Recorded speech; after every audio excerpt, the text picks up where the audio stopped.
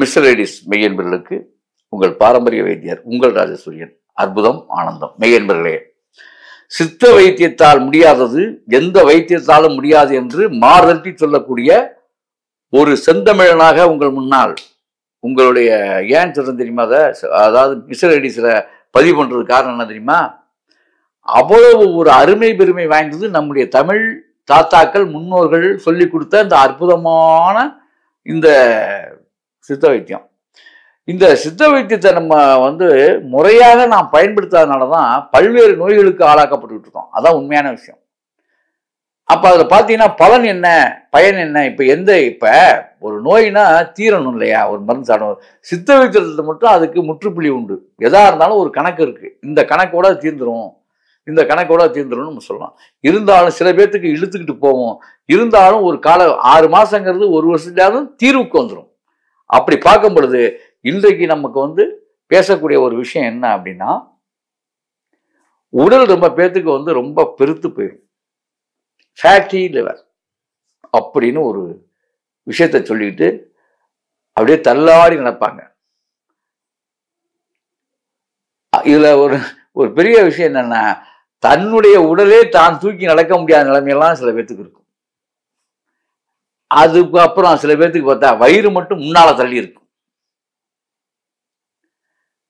அதாவது மாசமானவங்களை விட மோசமான ஒரு சூழ்நிலையை தழுவிய உடலாக நம்முடைய உடல் மாறிவிடும். பெண்கள் மாசமா இருக்கும்போது தள்ளுதுல அந்த மாதிரிலாம் தொப்பை தள்ளிக்கிட்டு இருக்கவங்க எல்லாம் இருக்குங்க. ஆண் பெண் 2 பேத்துக்குன்னு சொல்றேன். இப்ப இதுல எல்லாம் ஒரு அதாவது பெருசா இப்ப பாருங்க, நம்ம ஒரு சோம்பேறித்தனத்திலையும் சோம்பேறித்தனமான ஆட்கள் தான். அப்ப சித்தர்கள் அதுக்கும் மருந்து சொல்லியிருக்காங்க பாருங்க. அப்ப லெகுவா உடல் இழைத்து அழகாக வனப்பாக உடம்பு இழைச்சிட்டாலே நம்ம அழகா தானே இருப்போம். அதானே உண்மை. அப்ப அதுக்கு என்ன செய்வது?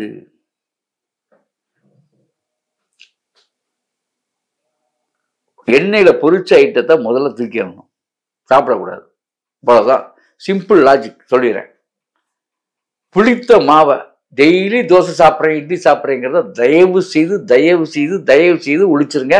உங்க உடல் ஒல்லியா வரணும்னா இந்த இட்லி தோசை சாப்பிட்றத தயவு செய்து அவாய்ட் பண்ணுங்க. இட்லி தோசை சாப்பிட்டுக்கலாம் உடலை இழைக்க வைக்கவே முடியாது. காரணம் ஈஸ்டுக்கு நிகராக வேஸ்டான புட்டேஜ் உடம்புல வந்துடும். இந்த பன்னு இந்த மாதிரி பேக்கரி ஐட்டத்துக்குலாம் ஈஸ்ட்னு ஒரு பொருள் போடுவாங்க, அந்த மாவு உப்பி வர்றதுக்கு. இந்த வேலையை உங்க இட்லியும் தோசையும் பண்ணுது உங்களுக்குள்ள அப்படின்னு தெரிஞ்சுக்குங்க. ஆக இத முதல்ல நீங்க களையணும். அப்ப என்னதாங்க பண்றது? பருப்போட சேர்த்து அடை தோசை சாப்பிடுங்க. அட அப்படிங்கிறீங்களா? ஆமா, அடை தோசை சாப்பிடுவதால் நன்மைதான். அதுல என்னன்னா பூண்டு, மிளகு, சீரகம் இதெல்லாம் நிறைய எடுத்துக்கணும். அது வந்துடும் அடை தோசையில. அந்த கமர்ஷியலா அதை கலந்துருவாங்க. அது என்னன்னா இதுல ஒரு நல்ல விஷயம் என்னன்னா, புளிப்பு ஏறாது. இன்னைக்கு ஆட்டி நாளைக்கு போடுறது இல்லை.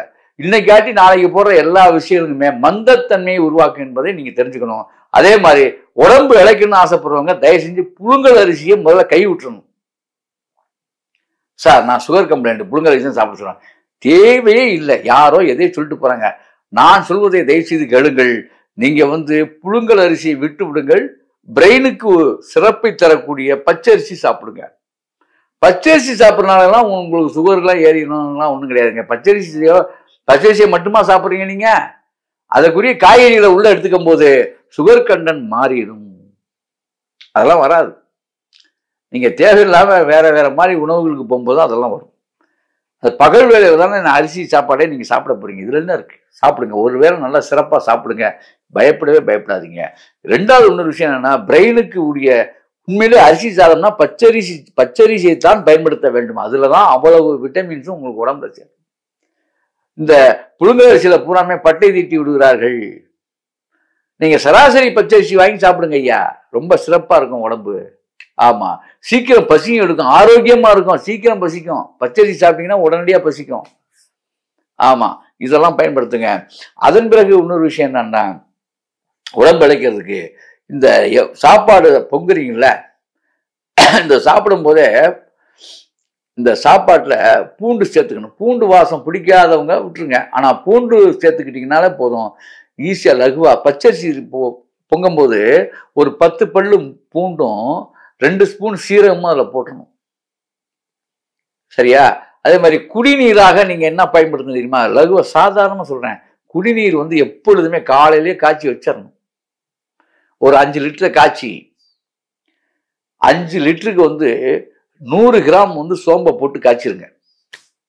அவ்வளவுதான். 100 கிராம் சோம்பு 5 லிட்டர் தண்ணி நல்லா காய்ச்சிருங்க. அந்த சோம்பு தண்ணியை குடிச்சு, சோம்பு தண்ணி யார் ஒருவர் தொடர்ந்து குடிக்கிறீர்களோ தேவையில்லாத கொழுப்புகள் உடல்ல இருந்து தூக்கிடும். சரி, அது போதுமா சார்? பத்தாது. இப்பதான் மருந்து சொல்ல போறேன் உங்களுக்கு. இதை தொடர்ந்து 3 இதெல்லாம் இந்த மாதிரி சாப்பாட்டு முறைகளை மாத்திக்கிட்டு, அதே மாதிரி இந்த உடம்பு இளைக்கணும்னா நீங்க வந்து இந்த வெள்ளை கோழி சாப்பிட்றது, மீன் சாப்பிட்றது, வறுவல் சாப்பிட்றது, அந்த சுக்கா வறுவல், மட்டன், இதெல்லாம் தயவு செஞ்சு ஒழிச்சிடணும். 30 நாளையில நீங்க அழகு பெற்றுக்கிட்டு உடம்பு இளமையாக்கிக்கிட்டு அப்புறம் என்ன வேணாலும் பண்ணிக்கங்க. ஏன்னா நான் சொல்ற விஷயம் சரியா நடக்குதான்னு பாருங்க. இந்த மாதிரி இருந்து பாருங்க, கிளீனா நடக்கும்.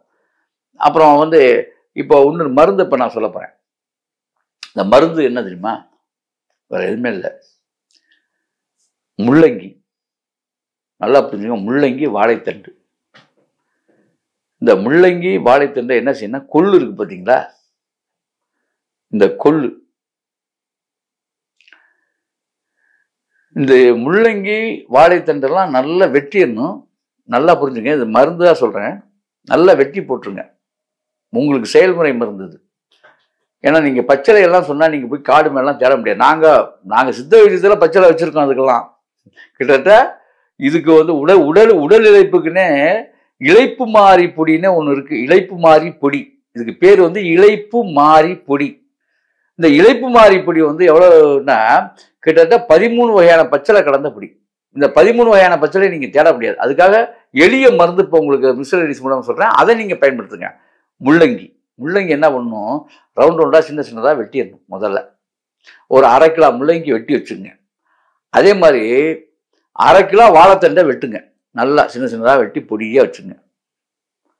வாழைத்தண்டு நல்லா வெட்டிடணும். ரெண்டையுமே நல்லா காய விடணும். நல்லா காயணும். அப்படியே வாழைத்தண்டு கருத்து போயிடும். அப்படியே காய்ச்சிச்சுன்னா எப்படி நல்லா கருத்துரும். கருத்தாலும் பரவாயில்ல, ஆனா நல்லா சுக்க காயணும். அதாவது தண்ணீரே அதுல இருக்கக்கூடாது, தேங்கக்கூடாது. ரைட். இது மகா மருந்துங்க, விளையாட்டு கிடையாது. கிட்னி எல்லாம் சுத்தப்படுத்தி நீட் பண்ணி வைக்கும். உடம்பு இழைக்கிறது மட்டும் இல்லை, அவ்வளோ பெரிய மருந்து. முள்ளங்கி, வாழைத்தண்டு, கொள்ளு பொடி. கொள்ளை வந்து வறுத்து, இது எல்லாமே இது ரெண்டும் பச்சை. ஆனா கொள்ளை மட்டும் வறுக்கணும். வறுத்துட்டு அதை பொடி பண்ணிடணும். அவ்வளோ ஒரு கம்மன்னு இருக்கும். இந்த கொள்ளு வறுக்கும் போது மிளகு, சீரகம் சேர்த்தரணும். ஈக்குவலா சம அளவு தான் எல்லாமே சேர்த்து. இந்த காய வச்சிங்களா, இந்த ரெண்டும் முள்ளங்கியும் அந்த வாழைத்தண்டும் காய வச்சிங்களா, இதெல்லாம் பொடி பண்ணி பவுடர் பண்ணி வச்சுக்கணும். இதெல்லாம் ஒன்னா மிக்ஸ் பண்ணி வெந்நீர்ல 3 வேளை நல்ல பெரிய ஸ்பூன்ல ஒவ்வொரு ஸ்பூன் வெந்நீர்ல, காலையில வெறும் வயிற்றுல, மத்தியானம் 1 ஸ்பூன், சாயங்காலம் 1 ஸ்பூன். சுகர் கூட கண்ட்ரோல் ஆகும். பொய்யெல்லாம் கிடையாது. உடம்பு ஆட்டோமேட்டிக் அழைச்சிடும். 30 நாளோட நிப்பாட்டிக்கணும். நீங்க சாப்பிட்டு பாருங்க. வெந்நீரா குடிக்கணும். பச்சை தண்ணி எப்பவும் தொற்றவே கூடாது. 30 நாள் எத்தனை கிலோ இறக்கிங்கன்னு பாருங்க. அவ்வளவுதான். ஆகவே அன்பர்களே, இப்படி இந்த அதாவது நான் என்ன சொல்ல வரேன்னா, இது வந்து சித்தாவில் இதுக்கு மேலையும் மருந்துகள் இருக்கு. ஆக இப்போ சொல்றேன், எல்லா நோய்களுக்கும் முறையான சித்த வைத்தியத்தின் மூலமாக மருந்து உண்டு. ஆகவே விருந்தும் உண்டு. இப்ப விருந்தான் மருந்தா சொல்லியிருக்கேன். உண்மையிலே பச்சளை மூலிகைகள் நிறைய நூற்றுக்கணக்கான பச்சளை மூலிகைகள் இருக்கிறது. ஆகவே உங்களுடைய வாழ்க்கை ஆற்றல் பெற்றதாக, போற்றலுக்குரியதாக இருக்கணும்னா எந்த காலத்திலும் சித்த மருத்துவத்தை நாடி உங்களுடைய சிந்தையும் உடலையும் செம்மைப்படுத்திக் கொள்ளுங்கள். ஆகவே இப்படி செய்து அப்படி வாழுங்கள். அற்புதம், ஆனந்தம்.